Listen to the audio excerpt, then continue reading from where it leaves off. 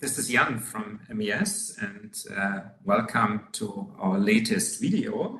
And Ferry is joining me today. Hello, Ferry. How are you? Hi, Jan. Fine, thanks. So, Ferry, you are the product owner of MES Model and Refactor MoRe, right? Right. And so I'm happy that you're joining me today for our discussion and look into the latest highlights of MES Model and Refactor. And the latest version is 4.15. So there has been quite some updates in the past as well.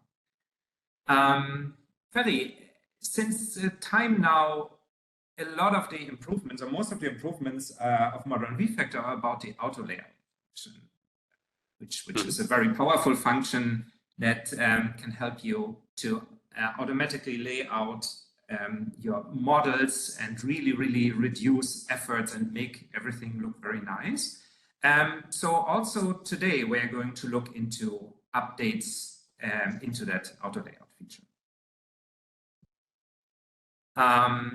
And today, that's what I can see from the highlights that we've been posting in our highlights newsletter, is about auto layouting actions that improve signal routing and block alignments. But Ferry, I talk a lot. Maybe it's good if we look into these new actions or the new action behaviors a bit more in detail. So I'd be happy if you showed us a bit. Yeah, sure. So first of all, let me show my screen. That works fine. Yeah, so first of all, I'm happy to present here what's new on MES MoRe. So as you said before, Jan, we are working in general hard on improving the auto layout action of MES MoRe. In general, to free the modeler from all the stupid layout work in Simulink, which according to research takes about 30% of the overall modeling time in Simulink. Wow, that's really a lot. Yeah, that's really a lot. I didn't know that. Actually, that's a very interesting part. So the more important this auto layout feature is, right? Exactly. And auto layout already delivers quite impressive results for smaller to, I would say, medium-sized subsystems.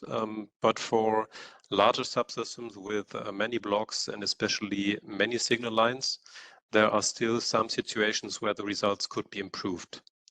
And that is exactly what we are working on in the last releases and will work on in the next releases also. So in the last release, there are a number of improvements for large subsystems, and now I would like to show you two of them and then a third improvement, which is a little bit different. So the first is related to the crossings of signal lines. So as you can see here, there are a lot of line crossings in the subsystems, and this usually occurs if you have many signal lines in the subsystem. Yeah. And in a subsystem like this with many signal lines, line crossings may not be fully minimized by auto layout in the old version, as you can see here. So if I start auto layout from the menu, then you can see that some of the line crossings remain here, which you can then simply reduce manually by moving the signal lines and reducing the crossings.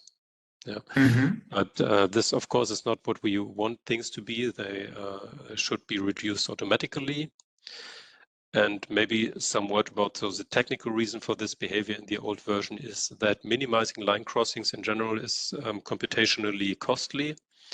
And therefore, the minimization process was sometimes aborted too early, resulting in this remaining line crossings. So that was especially true then if you had a lot of signal lines where you had to calculate a long time to understand how to improve. All right. Yeah, exactly. And so therefore, we have changed the optimization approach in the new version, which results in significantly fewer line crossings in these subsystems with many signal lines. So as you can see here, if I start the auto layout on this, on the same subsystem in the new version 4.15, you can see that the line crossings are completely minimized to 0 in the subsystem and resulting in a very nice and readable layout of the subsystem. So yeah, so this was the first improvement related to the line crossings. And the second improvement I want to show you are related, so it's similar, but this is related to line bends. So as you can see, these are line bends here where we have not a straight line, but the line has to make a bend to reach its target or source port. So again, for subsystems with many signal lines, the line bends were not reduced as much as they could be in the old version. So if I start the auto layout here again for this subsystem, you can see that the action already reduces the number of line bends. But manually, if you have a look at this, you would probably see that by maybe moving the bus selector a little bit higher, you can achieve even fewer line bends. So if you make this manually by moving the blocks here, you may achieve even fewer line bends for the subsystem here, and so on. Okay, and that's exactly what auto layout does in the new version. So the optimization process has been greatly improved, as you can see here. And this results in the same what you may end up with manual reworking the previous result.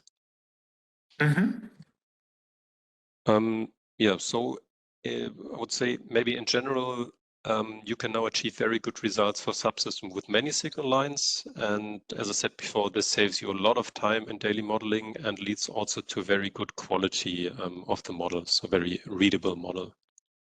Yeah, I think readability is also a big factor here, especially with so many signal lines. You need to be able to follow the signal flow, understand what's going on. So I think it's a very, very good improvement. And yeah, I mean, let's be honest, most of the current software development goes into the direction of large systems with many signals. So we can see this more and more often. So that's a very good improvement here to improve readability and reduce effort. Yeah, so that's it. So the improvement related to signal lines, and then a second improvement that I want to show you just for a small example here. And this is related to the, so also related to auto layout, but related to the alignment of blocks. So if you manually modeling a subsystem, then you will always try to align blocks, maybe vertically or horizontally. And previously, the alignment was not as good for situations where you have a small source or terminator blocks directly connected to subsystem blocks, for example. Then the alignment was somehow in the middle of this lower block of a subsystem and a terminator. So you have not that good vertical alignment here. And this is what we've changed in the new version, that you, even in this situation with these smaller blocks here, then you have a nice vertical alignment of the subsystem blocks here. Yeah, again, resulting in a nice and readable and clean layout. Yeah, so a small improvement, maybe you can see it better for bigger subsystems, but I just want to show it to you for clarity for a simple and small subsystem here. Yeah, and so these are the main improvements of MES MoRe 4.15 that I wanted to show you today. Thank you. Thank you very much, Ferry. It's really nice to see what supporting features there are now to improve layouting and nice modeling. So thank you very much for that. And everybody, of course, if you didn't have the chance yet to download the latest version, please go ahead. You may have received the 𝘼𝙪𝙩 newsletter 2 weeks ago, where you can find the download link. If not, just send us a mail. We can put you on the mailing list, or you can just contact us if you want to have the latest version of MoRe, or if you want to try out MoRe with evaluation. Yeah, or if you just want to tell us what you think about the latest features. We're always happy about your feedback. And Ferry, it was a pleasure talking with you today, and thank you for showing all the latest updates. You're welcome. Thank you too. And everybody, I'll hopefully see you next time with when there are again updates for our upcoming release. But for today, thank you very much for joining us, and thank you, Ferry. Bye-bye. Thank you. Bye-bye.